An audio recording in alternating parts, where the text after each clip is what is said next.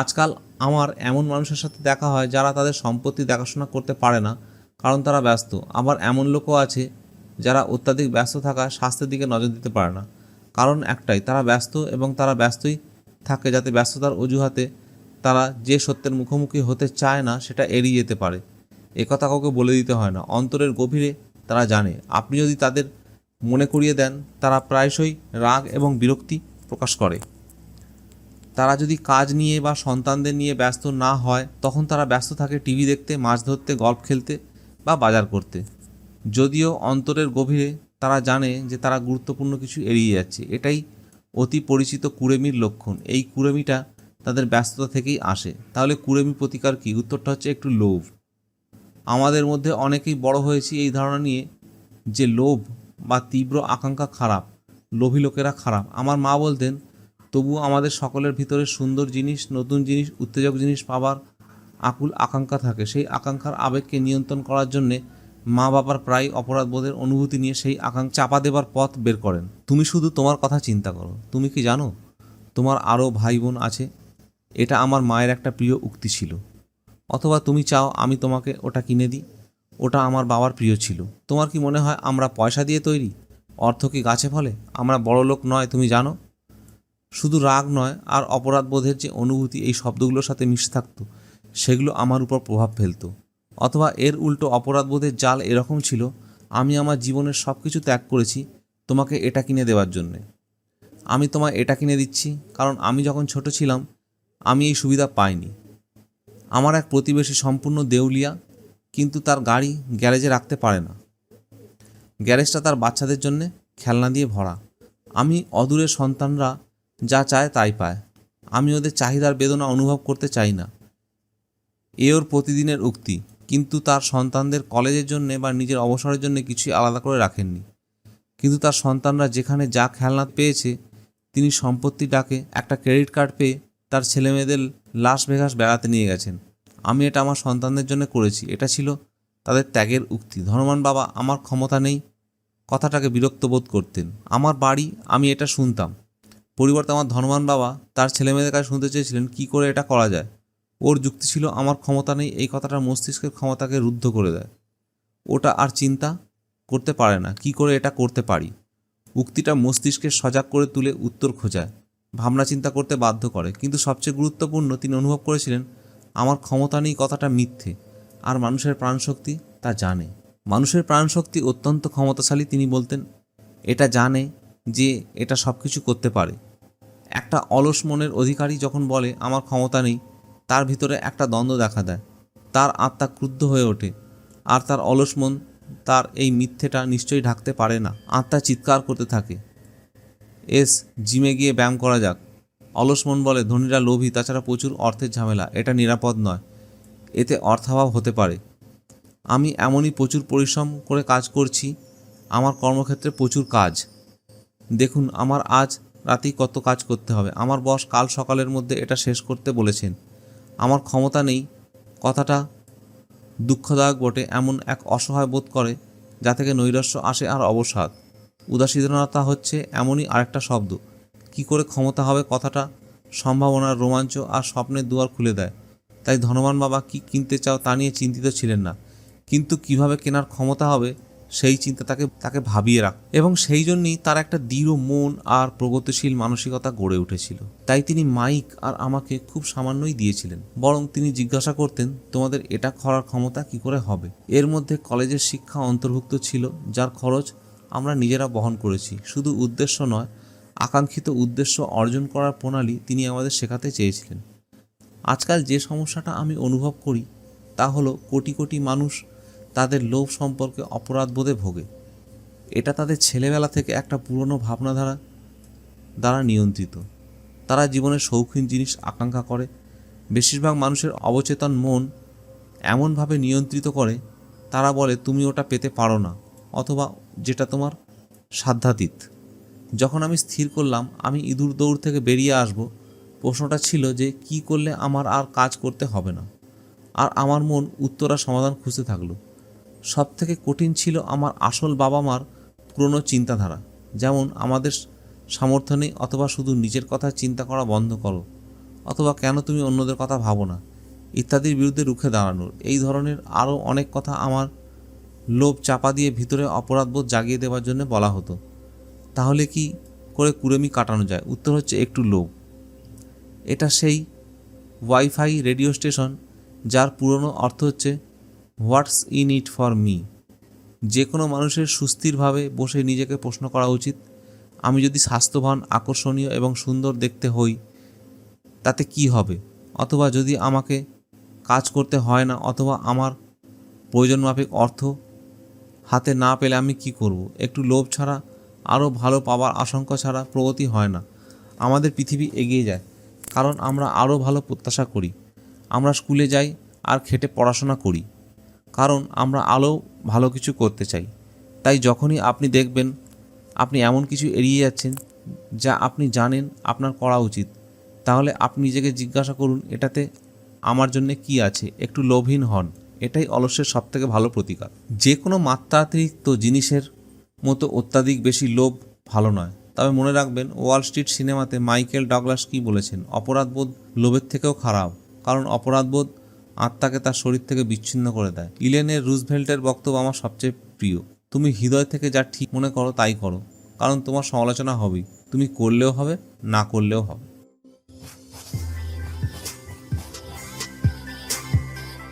চতুর্থ কারণ, অভ্যাস। আমাদের জীবন শিক্ষার চেয়ে বেশি অভ্যাসের প্রতিফলন। আর্নল্ড শোয়ার্ৎজেনেগার অভিনীত সিনেমা কোনান দেখার পর আমার এক বন্ধু বলেছিল, আমি শোয়ার্ৎজেনেগারের মতো একটা শরীর পেলে খুশি হব। বেশিরভাগ বন্ধুরা সম্মতিসূচক মাথা নাড়ল। আমি এও শুনেছি এক সময় চর্মসার ছিল। আরেক বন্ধু যোগ করলো, হ্যাঁ আমি তাও শুনেছি। এক বন্ধু বলল, আমি শুনেছি ওর প্রতিদিন জিমে গিয়ে ব্যায়াম করা অভ্যাস আছে। হ্যাঁ, আমি হলফ করে বলতে পারি ওকে করতেই হয়। না, দলের সমালোচনা করল, আমার মনে হয় ওর জন্ম থেকেই ওই রকম। তাছাড়া আর্নল্ড সম্বন্ধে কথা বন্ধ করে চলো কিছু বিয়ার খাওয়া যাক। কিভাবে অভ্যাস আচরণকে নিয়ন্ত্রণ করে তার একটা উদাহরণ। আমার মনে আছে আমি আমার ধনবান বাবার কাছে ধনীদের অভ্যাস সম্পর্কে জানতে চেয়েছিলাম। তিনি আমাকে সোজাসুজি উত্তর দেননি। তিনি যথারীতি উদাহরণের মাধ্যমে শেখাতে চেয়েছিলেন। তোমার বাবা কখন বিলের পয়সা দেন? ধনবান বাবা জিজ্ঞেস করেছিলেন। মাসের প্রথমে, আমি বললাম।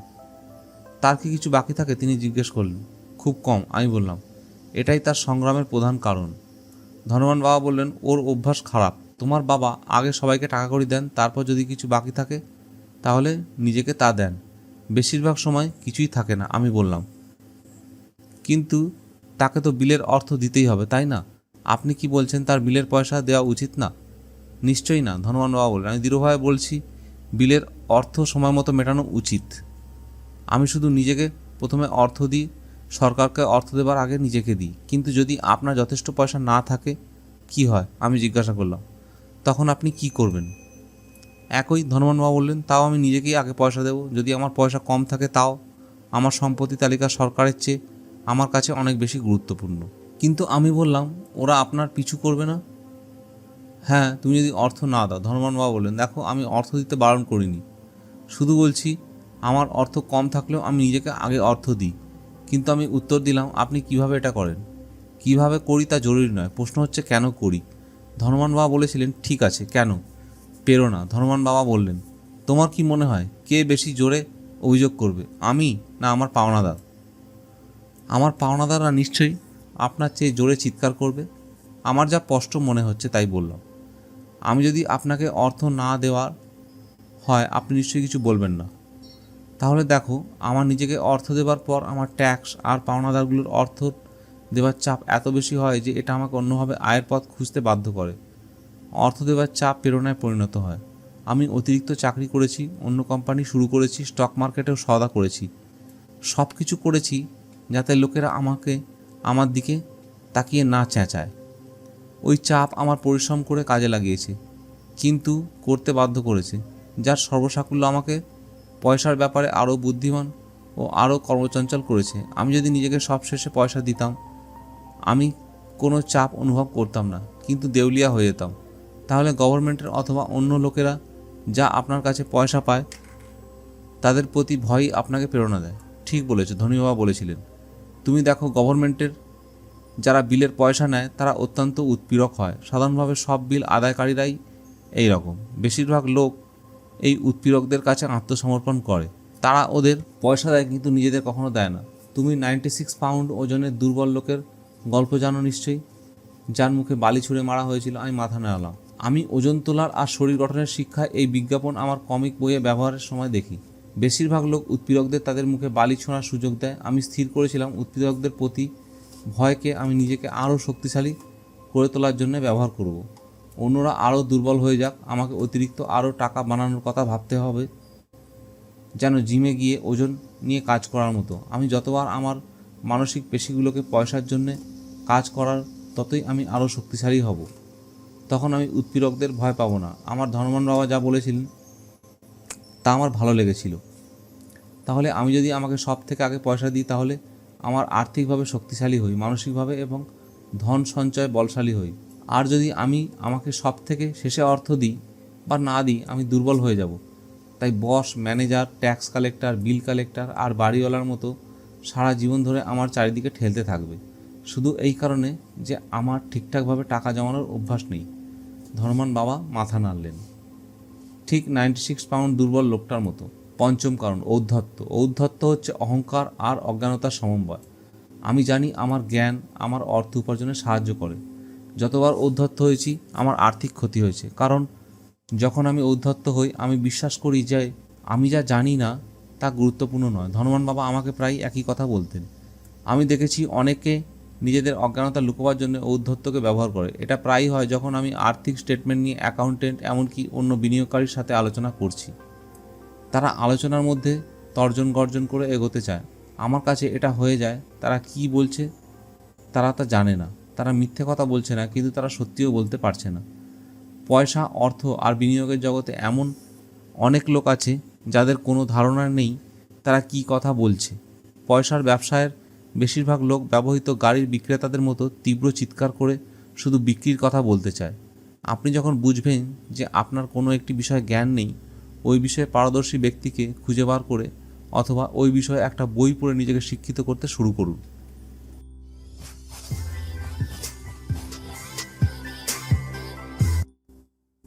নবম অধ্যায়, শুরু করা।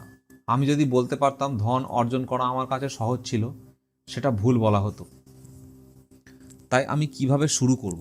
এই প্রশ্নের উত্তরে আমি প্রতিদিন যে চিন্তাধারার মধ্যে দিয়ে চলি সেই প্রস্তাবই দিই।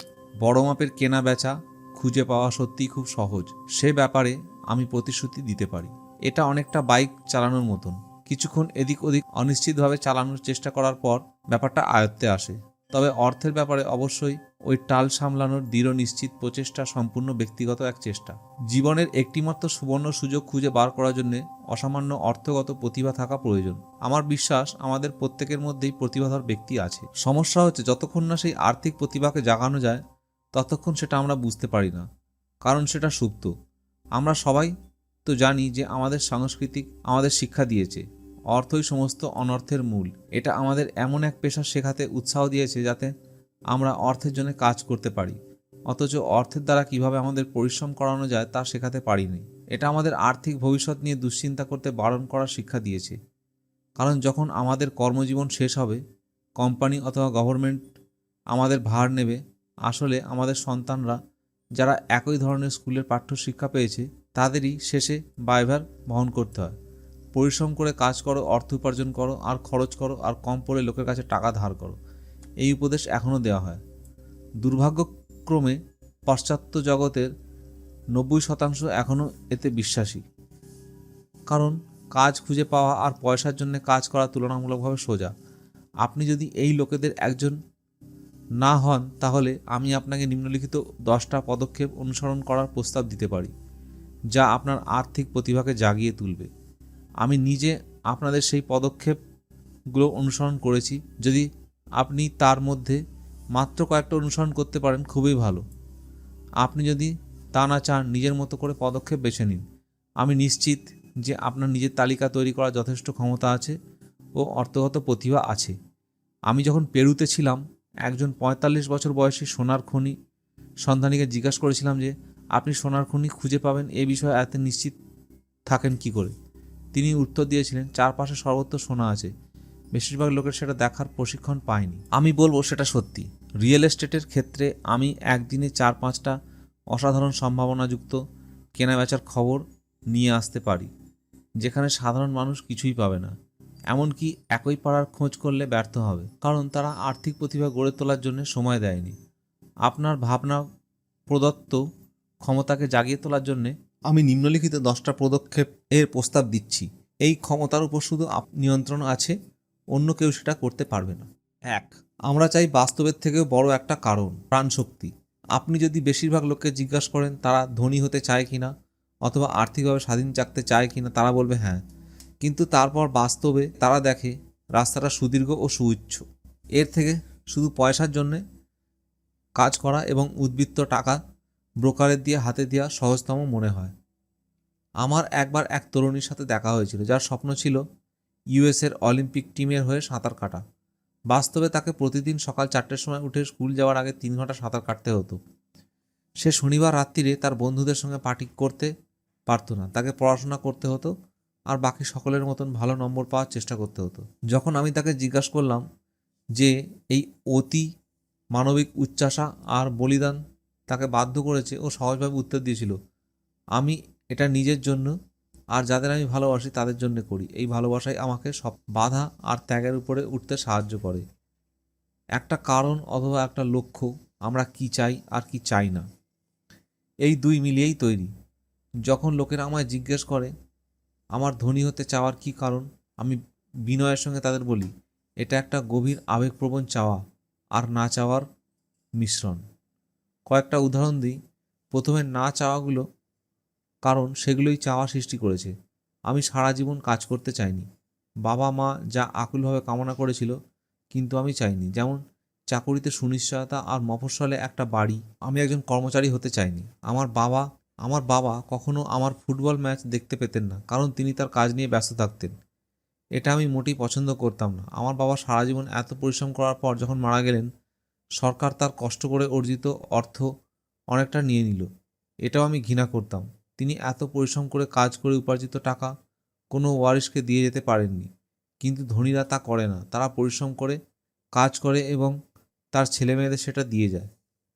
এখন চাওয়াগুলোর কথা বলি। আমি পুরো পৃথিবী ঘুরে বেড়ানোর জন্য মুক্ত হতে চাই এবং যে ধরনের জীবনযাত্রা আমি ভালোবাসি সেই রকম করে বাঁচতে চাই। আমি অল্প বয়সেই এটা করতে চাই। সোজা কথায় আমি মুক্ত হতে চাই। আমি আমার জীবন এবং আনার সময়ের উপর নিয়ন্ত্রণ চাই। আমি পয়সাকে আমার জন্য কাজ করাতে চাই। এগুলো আমার ভূতির কারণ। আপনারগুলো কি? যদি সেগুলো দৃঢ় না হয়, তাহলে আপনার সামনের বাস্তবিকতা আপনার কারণের চেয়ে বড় হয়ে যেতে পারে। আমি অর্থ হারিয়েছি এবং বহুবার আমার ক্ষতি হয়েছে, কিন্তু এই গভীর আবেগময় কারণগুলো আমাকে উঠে দাঁড় করিয়েছে এবং সামনে এগিয়ে নিয়ে গেছে। আমি 40 বছরের মধ্যে মুক্ত হতে চেয়েছিলাম, কিন্তু আমার 47 বছর সময় লেগেছিল মুক্ত হতে, এবং তার সঙ্গে আমার অনেক কিছু শেখার অভিজ্ঞতা হয়েছিল। যেমন আমি বলেছি যে আমি যদি বলতে পারতাম এটা সহজ, তবে এটা ছিল না, তাই বলে শক্তও ছিল না। কিন্তু কোনো দৃঢ় কারণ বা উদ্দেশ্য না থাকলে জীবনের কোনো জিনিসই শক্ত মনে হয়। আপনার যদি কোনো দৃঢ় কারণ না থাকে, তাহলে আর বেশি এগোনো অর্থহীন। এটা খুব ভারী কাজ বলে মনে হতে পারে। 2, আমি প্রতিদিন বেছে নিই। মনোনয়ন করার ক্ষমতা। স্বাধীন দেশে বসবাস করা এটাই একটা প্রধান কারণ। আমি চাই মনোনয়ন করার ক্ষমতা। আর্থিকভাবে প্রতিটি ডলার হাতে পাওয়া মাত্র আমার মনোনয়নের ক্ষমতা অর্জন করি। অর্থাৎ ভবিষ্যতে আমরা ধনী, গরিব, মধ্যবিত্ত কোন শ্রেণীর হব সেটা খুঁজে নেওয়ার অভ্যাস অর্জন করি। আমাদের খরচ করার অভ্যাস আমাদের ব্যক্তিত্ব প্রতিফলিত করে। স্বাভাবিকভাবেই গরিব লোকেদের খরচ করার অভ্যাস কম। আমি যখন ছোট ছিলাম, আমার একটি সুবিধা ছিল, আমি মনোপলি খেলতে ভালোবাসতাম। কেউ আমাকে বলেনি যে মনোপলি শুধু বাচ্চাদের জন্য, তাই আমি খেলাটা পূর্ণবয়স্ক হিসেবে খেলছি। আমার একজন ধনবান বাবা ছিলেন যিনি আমাকে শেখাতে চেয়েছিলেন যে কিভাবে আমাকে সত্যিকারের সম্পত্তি সংগ্রহ করতে হবে। আমার প্রিয় বন্ধু মায়েককেও একটা সম্পত্তির তালিকা দেওয়া হয়েছিল, কিন্তু তাকে বেছে নিতে হয়েছিল এটা কিভাবে রাখা যায় সেটা শেখার উপায়। অনেক ধনী পরিবার পরবর্তী প্রজন্মকে ভালো তত্ত্বাবধায়ক প্রশিক্ষণ দেওয়া হয় না। বেশিরভাগ লোক ধনী না হওয়া বেছে নেয়। 90% জনতার কাছে ধনী হওয়া ভীষণ ঝামেলার ব্যাপার, তাই তারা এইসব কথা আবিষ্কার করে। আমার অর্থের আগ্রহ নেই, অথবা কখনো ধনী হব না, অথবা আমাকে দুশ্চিন্তা করতে হবে না, আমি এখনও তরুণ আছি, অথবা যখন আমার কিছু পয়সা হবে তখন ভবিষ্যৎ নিয়ে চিন্তা করব, অথবা আমার স্বামী বা স্ত্রী আমাদের আর্থিক দায়িত্বটা সামলায়। এই বাক্যগুলোর সমস্যা হচ্ছে এরা এভাবে চিন্তা করা বেছে নিয়েছে আর দুটো জিনিস থেকে বঞ্চিত হয়েছে। প্রথম হচ্ছে আপনার অমূল্য সম্পদ, সময় আর শেখার সুযোগ। অর্থাভাব কখনোই না শেখার অজুহাত হয়ে ওঠা উচিত নয়। আমাদের সময় ও অর্থের কিভাবে সদ্ব্যবহার করব, কি শিখব প্রতিদিন, সেসব বিকল্প বেছে নেবার সিদ্ধান্ত নিতে হয়। একেই বলে বেছে নেওয়ার ক্ষমতা। বেছে নেওয়ার বা মনোনয়নের সুযোগ আমরা সবাই পাই। আমি ধনী হওয়া বেছে নিয়েছি, প্রতিদিন এই সিদ্ধান্তই বেছে নিই। প্রথম, শিক্ষায় বিনিয়োগ করুন। বাস্তবে সত্যিকার একটা মাত্র সম্পত্তি আপনার কাছে, তা হলো আপনার বুদ্ধি। এটাই হলো সবথেকে ক্ষমতাশালী অস্ত্র যার উপর আমাদের কর্তৃত্ব করতে পারি। যেমন আমি মনোনীত করার ক্ষমতা সম্পর্কে বলেছি, বয়স বৃদ্ধির সঙ্গে সঙ্গে আমরা প্রত্যেকেই মনোনয়নের সুযোগ পাই। আপনি সারাদিন এমটিভি দেখতে পারেন এবং গল্ফ ম্যাগাজিন পড়তে পারেন, অথবা কোনো মৃৎশিল্পী শেখার ক্লাসে যেতে পারেন, বা বেছে নিতে পারেন আর্থিক পরিকল্পনার ক্লাস।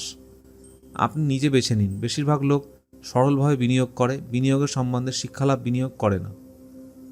আমার এক ধনী বান্ধবীর বাড়িতে একবার সম্পত্তি চুরি হয়ে গিয়েছিল।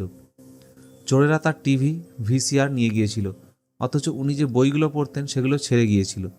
কাজেই আমরা সবাই মনোনয়ন করতে পারি। আবার 90% লোকেরা টিভি কেনে আর মাত্র 10% ব্যবসার বই বা বিনিয়োগের বিষয়ে রেকর্ড কেনে। তাহলে আমি কি করি? আমি আলোচনা সভায় যাই। এই সভা অন্তত 2 দিন যাবৎ চললে আমার ভালো লাগে, কারণ আমি বিষয়বস্তুতে চিন্তামগ্ন হয়ে যেতে পছন্দ করি। 1973 সালে আমি টিভিতে দেখেছিলাম এক ভদ্রলোক 3 দিনের একটা আলোচনা সভার বিজ্ঞাপন দিয়েছিল। বিষয়টা কিছু না দিয়ে কি করে একটা রিয়েল এস্টেট কেনা যায়। $385 খরচ করে সেই পাঠ্যক্রমের সাহায্যে আমি কম করেও $2 মিলিয়ন হয়তো বা তারও বেশি রোজগার করেছি। কিন্তু আরও গুরুত্বপূর্ণ হলো, এটা আমায় নতুন একটা পথের সন্ধান দিয়েছে। ওই একটা পাঠ্যক্রমে অংশগ্রহণের ফলে আমাকে বাকি জীবন কোনো কাজ করতে হয়নি। প্রতি বছর আমি কমপক্ষে এই রকম 2টো পাঠ্যক্রমে যোগ দিই। আমি অডিও টেপ খুব পছন্দ করি, কারণ আমি দ্রুত সেটা বিপরীত দিকে ঘোরাতে পারি। পিটার লিঞ্চের টেপ শুনেছিলাম। উনি এমন একটা কিছু বলেছিলেন যার সাথে আমি একেবারেই একমত নই, কিন্তু ঔদ্ধত্য সমালোচক হওয়ার বদলে আমি শুধু রিওয়াইন্ড বোতামটা টিপেছিলাম। আমি টেপের সেই 5 মিনিটের অংশটুকু অন্ততপক্ষে 20 বার শুনেছিলাম, হয়তো আরও বেশিবার। কিন্তু খোলা মন নিয়ে শুনতে শুনতে বুঝতে পারলাম উনি কি বলেছেন এবং কেন বলেছেন।